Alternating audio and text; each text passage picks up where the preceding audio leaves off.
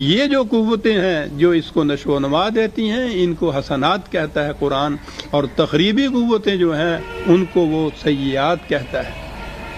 اب پلڑوں کی بات آ گئی۔ جس کا یہ تعمیری قوتوں کا پلڑا بھاری ہوتا ہے وہ آگے بڑھنے کے قابل ہوتی ہے، وہ آگے چلی جاتی ہے، وہ جنت میں جا پہنچتی ہے۔ جنت میں پہنچنے والوں کا جو دوسرا پلڑا ہے وہ بالکل خالی نہیں ہوتا، اس میں لغزشیں ہوتی ہیں۔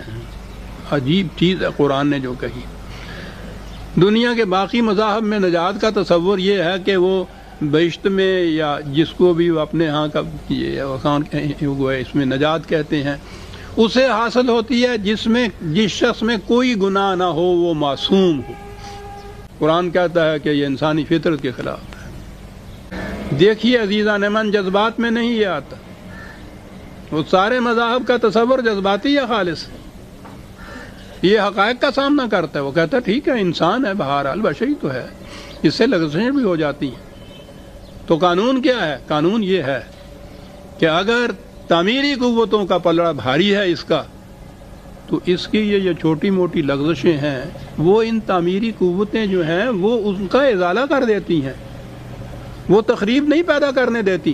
تو اصول کیا قرآن نے بیان کیا عزیزان من؟ 4 لفظوں میں اتنی عظیم حقیقت جو ہے اس کو بیان کر گیا کہ ان الحسنات یذہبن السیئات، 11/114 عظیم اصول ہے۔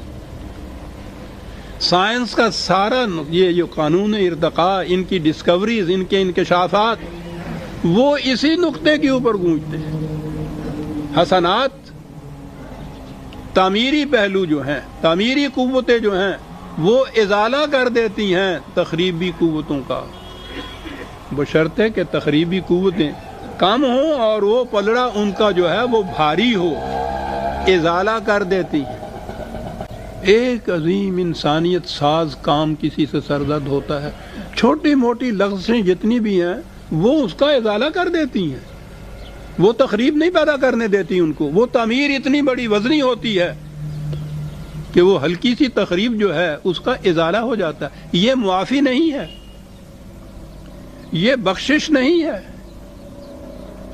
یہ ایک قانون کا تقاضا ہے، بشرطے کہ تعمیری قوتیں یا جن کو آپ نیکی کہتے ہیں اس کا پلڑا بھاری ہو۔